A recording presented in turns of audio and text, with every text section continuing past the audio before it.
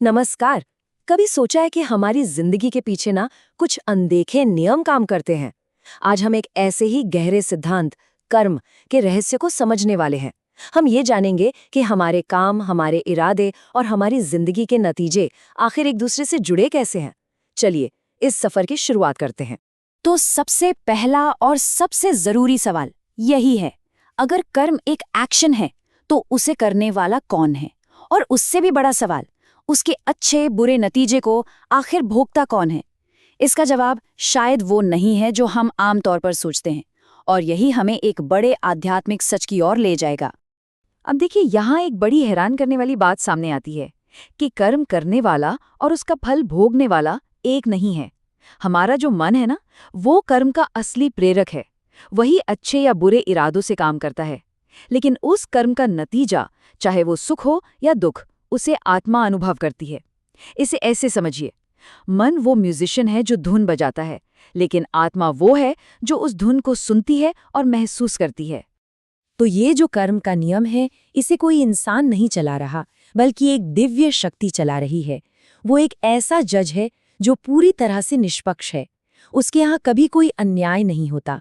हर किसी को उसके कर्मों के हिसाब से ही फल मिलता है, भले ही हम उस न्याय के सिस्टम को समझ पाएं या ना समझ पाएं।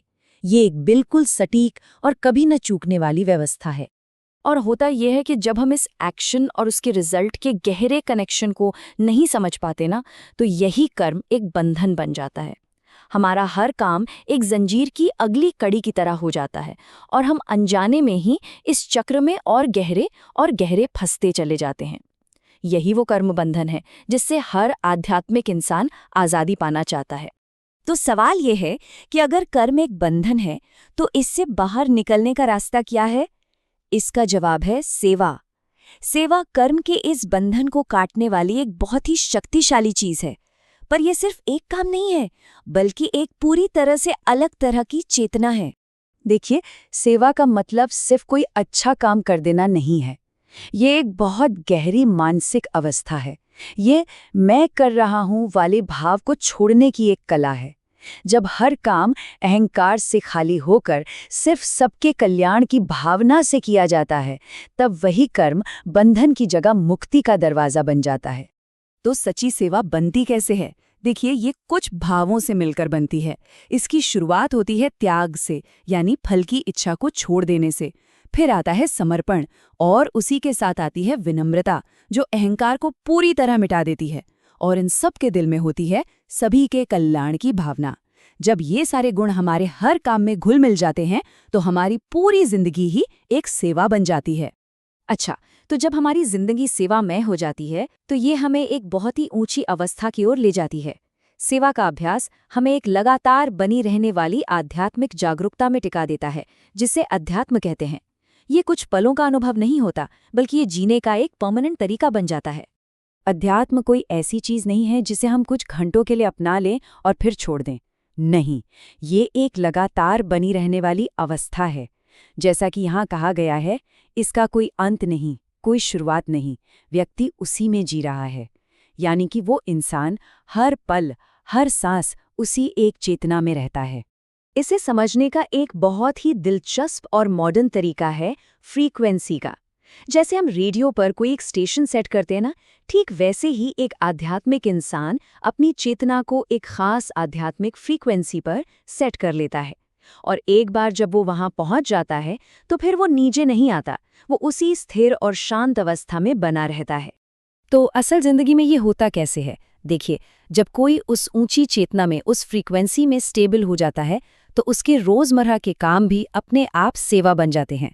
तब खाना पकाना सिर्फ खाना बनाना नहीं रह जाता, वो एक पवित्र भेंट बन जाता है। ऐसा इसलिए होता है क्योंकि मैं बना रहा हूं का जो अहंकार था, वो खत्म हो चुका होता है। हर कर्म अपने आप सेवा में बदल जाता है। तो अब सवाल आता है कि इस आध्यात्मिक जीवन को जमीन पर कैसे उतारा जाए, इसे प्रैक्टिकल कैसे बनाया जाए। इसे एक व्यावहारिक हकीकत बनाने के लिए दो बहुत ही मजबूत पिलर्स की जरूरत है, पूरी ईमानदारी और पूरी जिम्मेदारी। बस ये दो सिद्धांत यही आध्यात्मिक जीवन की नींव रखते हैं। साधक एक सरल सा संकल्प लेता है कि मैं जो कुछ भी करूंगा उसकी पूरी जिम्मेदारी लूंगा और उसे पूरी ईमानदारी से करूंगा।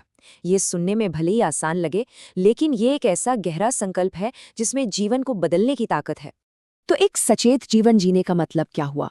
इसका मतलब है कि हम अपने हर काम, हर शब्द और अपने हर व्यवहार के प्रति जागरूक रहें। इसका मतलब है धैर्य रखना और अपनी इंद्रियों पर कंट्रोल रखना। और इन सब का जो आधार है वो है पूरी ईमानदारी से अपने कर्तव्यों का पालन करना, ठीक वैसे ही जैसे सूरज, चांद या हवा निस्वार्थ भाव से अपना काम करते हैं। और बस इसी एक गहरे सवाल के साथ हम आज की ये चर्चा यहीं समाप्त करते हैं। जरा सोचिए, अगर हमारा हर एक काम, हर एक बातचीत, हर एक विचार एक भेंट या एक अर्पण बन जाए, तो हमारी जिंदगी और हमारे आसपास की दुनिया में क्या बदलाव आएगा? इस पर विचार करने के लिए ये एक बहुत ही शक्तिशाली प्रश्न है।